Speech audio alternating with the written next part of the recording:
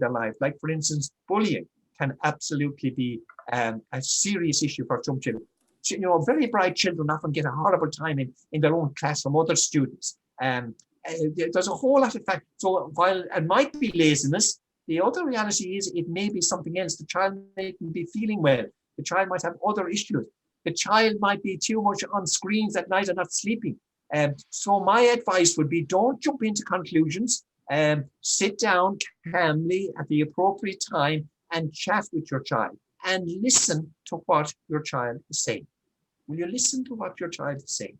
Mightn't be the things you want him to hear, that you want to hear. It might, but if you don't listen, you will never be able to make that connection. So bite your tongue, listen to what the child is saying. Even if you disagree, just keep your mouth shut and listen and accept what the child is saying. You can come back later on with your particular slant on it. But initially, it's so important to listen to what the child is saying. And one little tactic that I'd mention here that you could be conscious of from now on is, as a parent, always remember as a parent that by and large, your reaction will dictate what happens next with the child. Just remember that your reaction will generally dictate what happens next with the child. So when the child tells you something that shocks you, if you jump in like a ton of bricks, what happens? The child stops communicating any further. Yeah. Half the story is out, the other half the story is suppressed.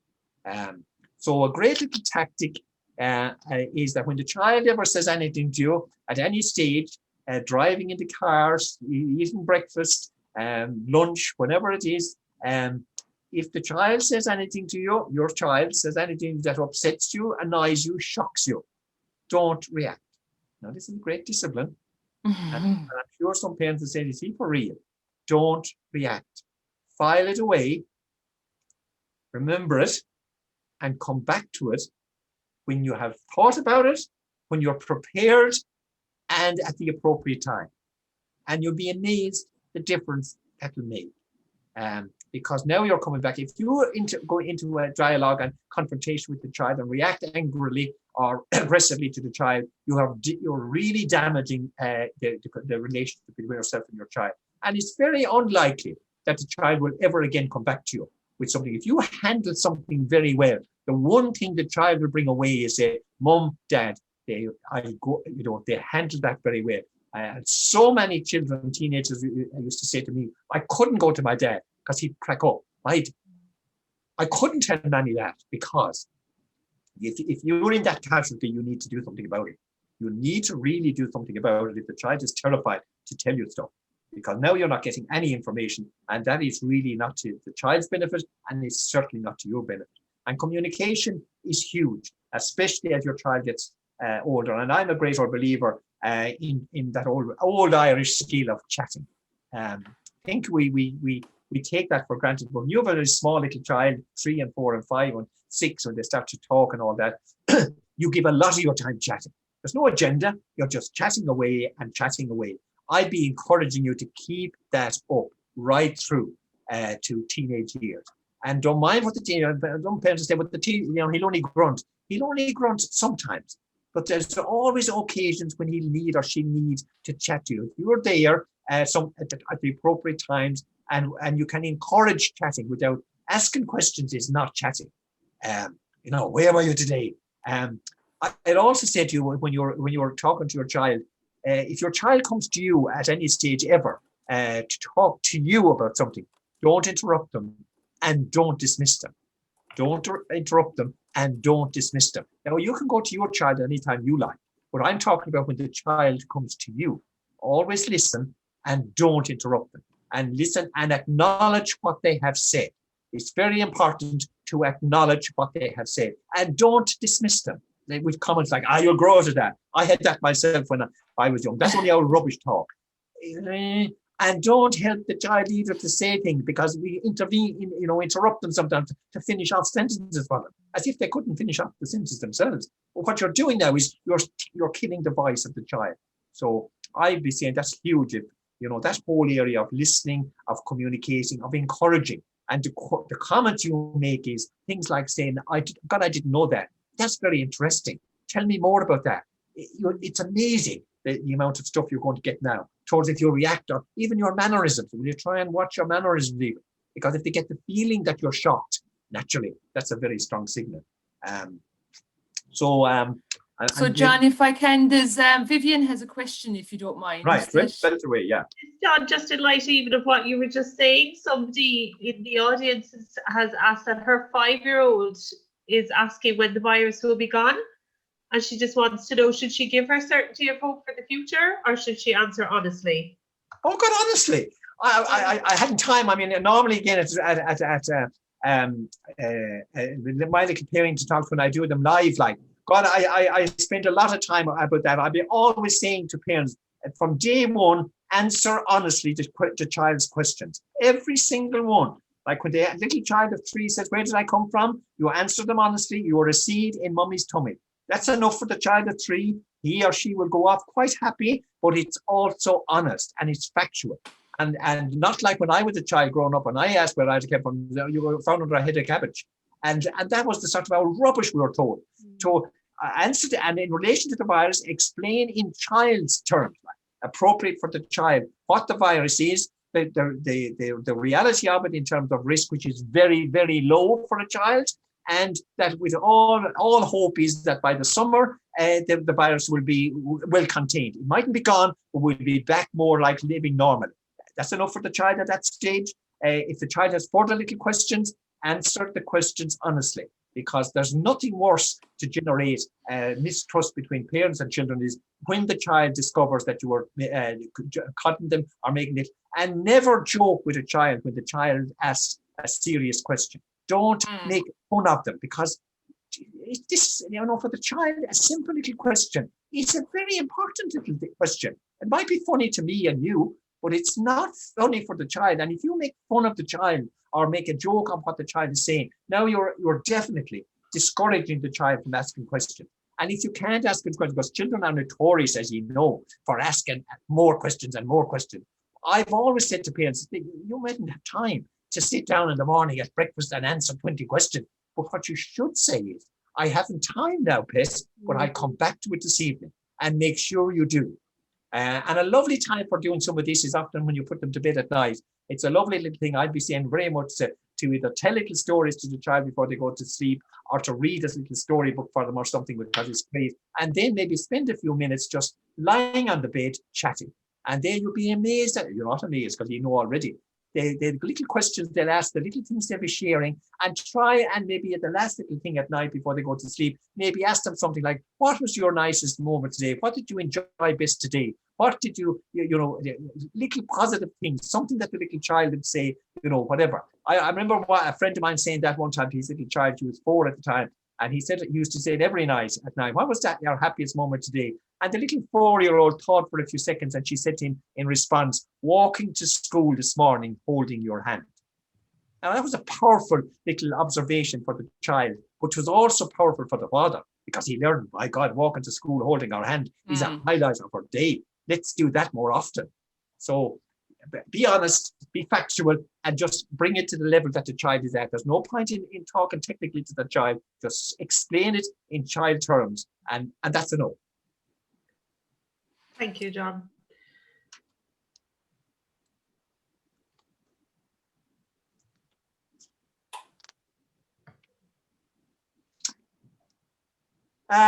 Maybe if there's other questions, I'll take them. But if not, I'll just talk a little bit about another little thing that I'd be always bursting to get into my little parenting talks with these parents. Don't solve your child's problems for them, or your children's problems for them. We are notorious for this. Solving problems. You know yourselves. You're in the morning, and normally in mornings now we go back to normality, and the little 3-year-old is trying to lace his shoes or close his, and you're in a hurry. And what do you do? And straight away fix it out of the car. And then he's 16 and he's walking down the road and his lace is open. What did we say? You tie your laces, you stream.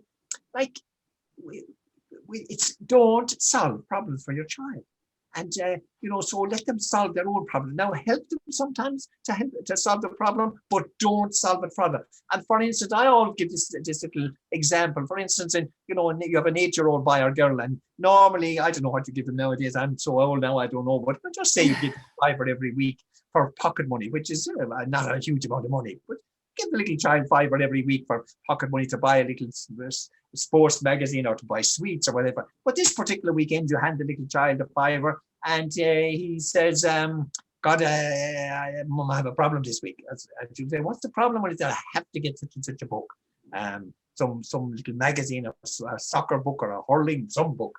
And you say, well, how much is it? And he said, £4.99. Sure, you have the £5. Yeah, but it's Grand's birthday as well. Oh, God, it is. Grand's birthday on Sunday. Do I have to buy something for Gran? Oh, God, I'd say it'd be a good idea. Now, the last thing you must do now is buy something for that child and give it to him, bring up to Gran. Because he has to learn now. This is a great life experience exercise for him now. He has to choose now. Will I sacrifice the soccer magazine or the comic or whatever? Or will I buy a present for Gran? I'll buy a present for Gran. Or will I sacrifice Gran? Let him stew now. Don't buy him anything and let him decide himself. And if he doesn't, if he goes off and buys the magazine, just make sure that he's brought up to see Gran on her birthday on the Sunday. And let him stew there. And Gran will deal with him. You needn't worry about that. She will deal with him. She'll give him a life lesson now. But the point I'm making, the same as when you go into the room in the morning and he's left his homework or Matt's homework behind her, don't get in the car and drive into the school and hand it in the back window. Absolutely, under no circumstance. Leave it exactly where it is. And when he comes home or when she comes home this evening, there you are. There where you They'll never forget it again. They certainly will have a far better memory of in relation to that bad experience than if you solve it for them. Because they have to learn themselves that and you are doing this all the time. You're making decisions every day of your life. I'll do this and I can't do that. I'll buy this and I can't buy that. And of course you are. And you're sacrificing things all the time to say, well, I can't do that this week because I have to, whatever. And the child has to learn as well. So don't be solving issues for your child. Let them show them how to learn that. And so as when they go then into the big bad world outside, so that they, when they are out into that mad world outside, they'll be able to make choices and decisions for themselves independently. They'll be good at decision making. And the way to do that is let them learn the consequences of decisions. And they have to learn that themselves. And it's part of that whole process of growing up. Prioritising, John. Viv, I think you have another question, do you? Somebody is asking about their 7-year-old who is particularly clingy to one parent. And would you have any advice on how to handle that, John? Well, my own experience of it is that it goes through phases, and that would certainly be my experience. That if you want to monitor children from a very early stage in their lives, they're normally going to cling. Mum is usually first anyway. They cling a lot to mum at the start. And then sometimes, the 2 or 3, especially, it doesn't even matter whether it's a boy or a girl, they might then sort of divert away a little bit, and daddy becomes very, very popular.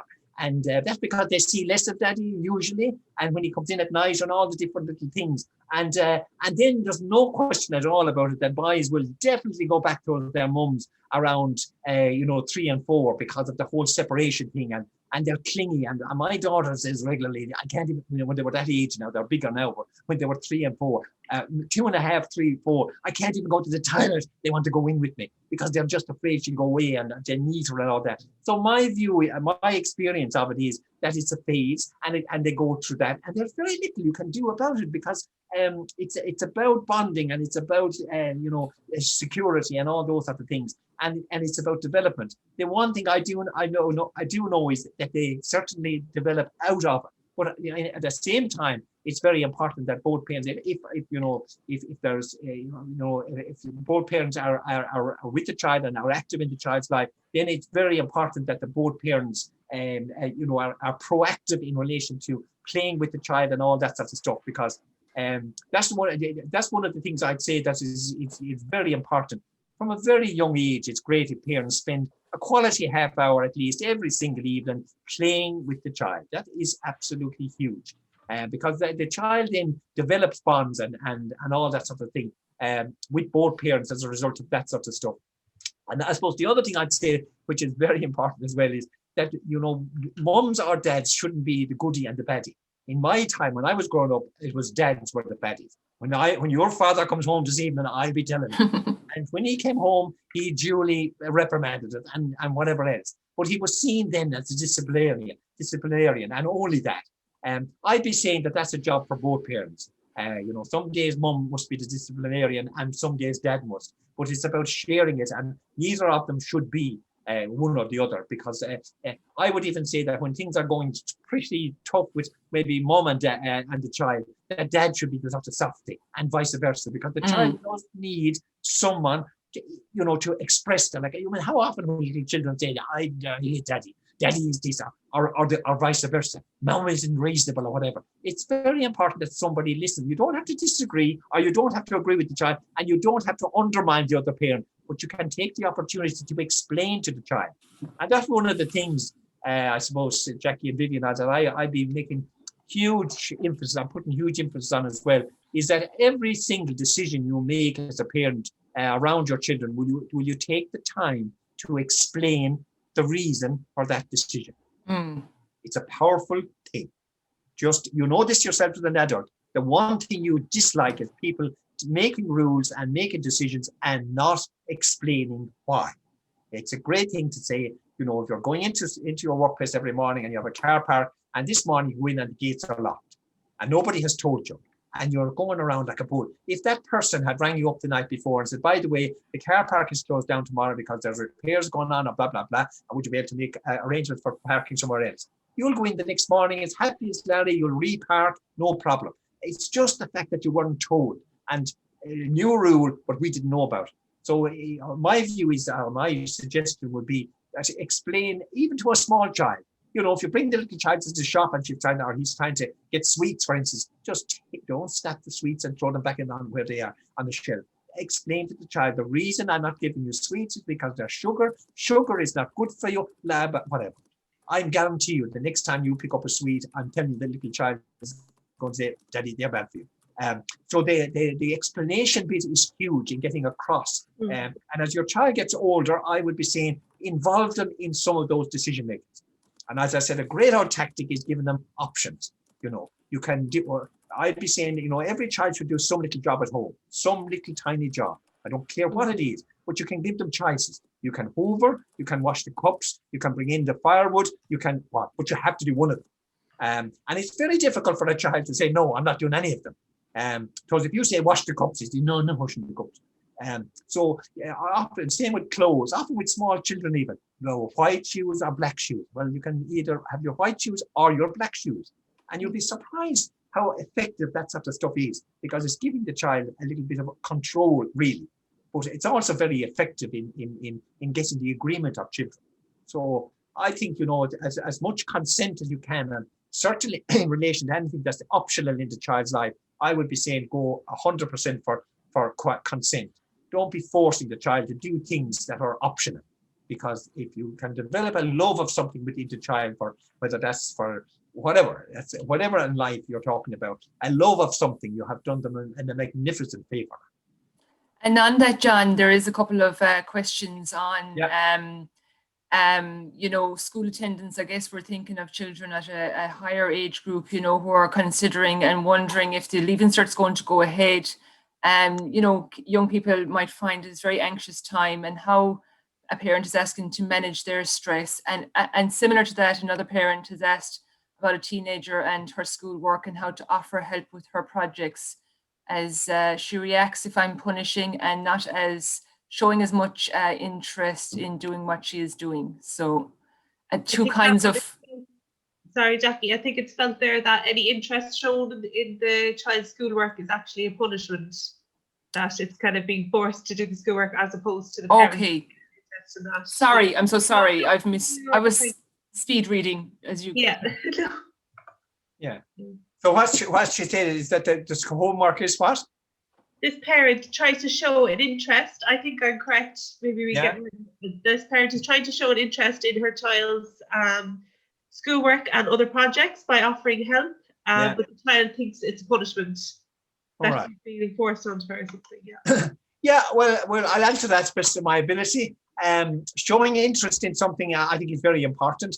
And if the child, this is all around communication now.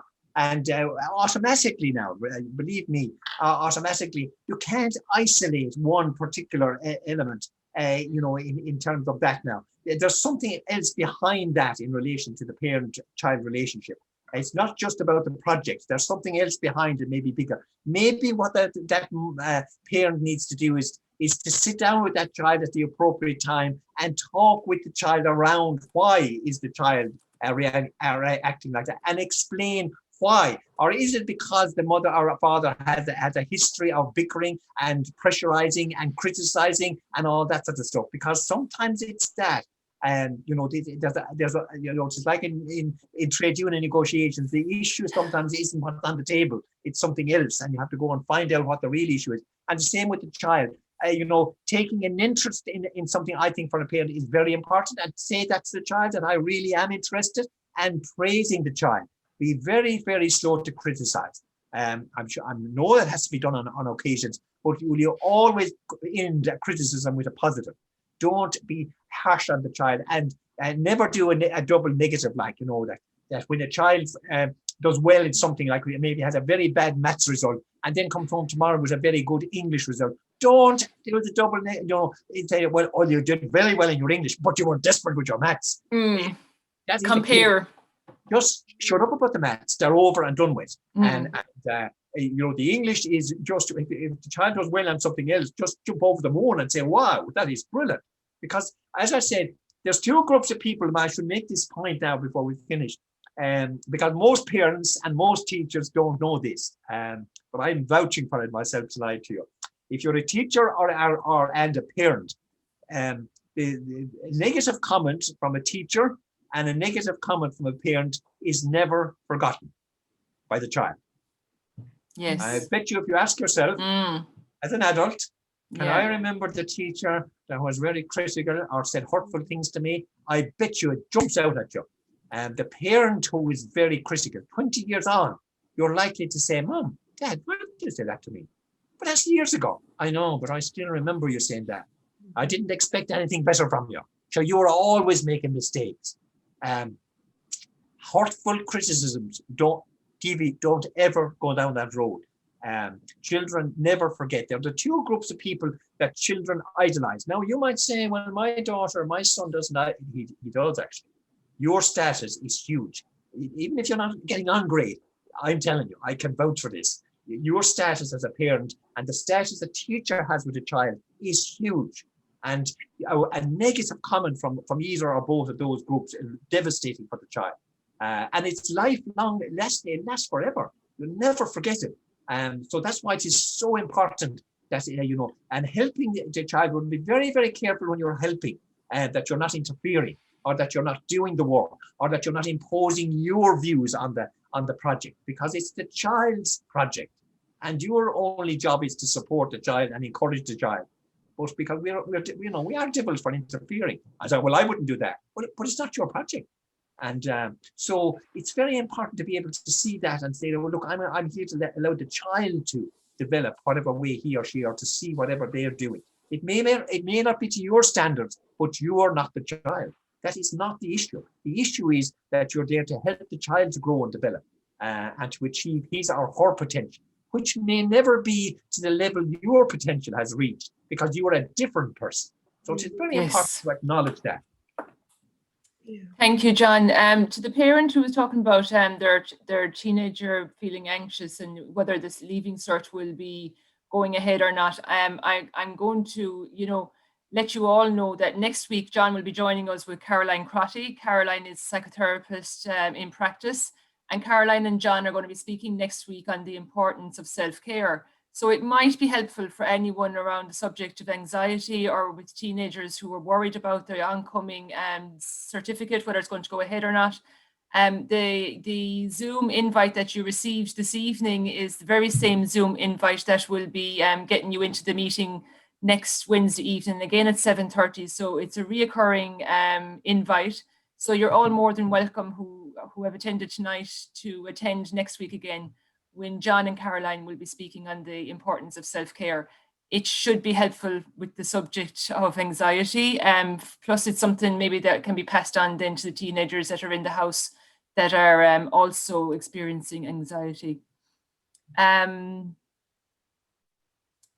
do you get a Leaving Cert student to start focusing on their schoolwork, and what comes after school?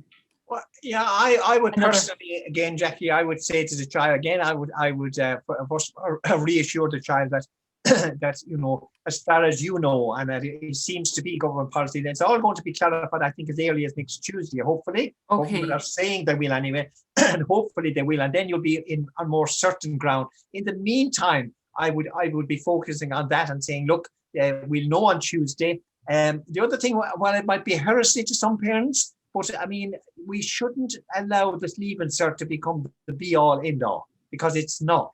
And when you have a child at Leaving Cert stage, you think it is. But believe me, not. It is not. And for instance, would you put the Leaving Cert before the health of your child? Of course you wouldn't. Somebody said to you, of course you'd say, the hell with the Leaving Cert. And we have to sometimes stop. We you know, most children that do the Leaving Cert live wonderful lives, whether they get all straight H1s or whether they just pass the thing. A child's ability is not even remotely, in my view, related to what they get in the Leaving Cert. I mean, I know some children that did brilliant in the Leaving Cert, up to 580 and 90 points, and they really did struggle in life. Equally, I know fellas that barely scrubbed through the old Leaving Cert, and they're brilliant. So an awful lot more in life, and I'd say that to the child, while it's very important, and it's a great, you know, it is the only access we have to third level education. But other than that, the Leaving Cert, you know, how many people now would say in their 30s and 40s that is the Leaving Cert, you know, of any significance at all to them? And certainly some of the subjects that you did, they have no significance at all. So as a parent, don't allow the Leaving Cert to completely get out of control. Like, it is important. It's a very good marker and test for children. Reassure them that you know there will be some Leaving Cert. In terms of study, I would have no sympathy at all in relation to study, because my attitude there would be, look, whether the Leaving Cert is this or that or the other, you need to continue to study as if it is being held. Because at the end of the day, it's about your own development, and it's about your own acquirement and development of knowledge and accessing information and all that sort of stuff. So it's about your development, I'd be saying to the child. So it isn't, you know, this is not a license for you now to stop studying because the Leaving Cert mightn't be held formally as it was before, or it might be predictable grades or whatever. I'd be saying to the child, look, you continue to work hard, do your best, and you know the Leaving Cert will work itself out at the end. Thank you very much, John. And thank you everybody again for joining us this evening on the second part of Parenting Support Talks with Ballyhara Development. And we will return again next Wednesday evening, which will be the 10th of February. And John will be joining us with Caroline Crotty. Vivian, you might join us again next week, would you? Great. Thank you, everybody. And John, thank you so much for giving so much of your time. Thank you very much. Good evening, everybody. Bye. Bye-bye. Bye, everyone.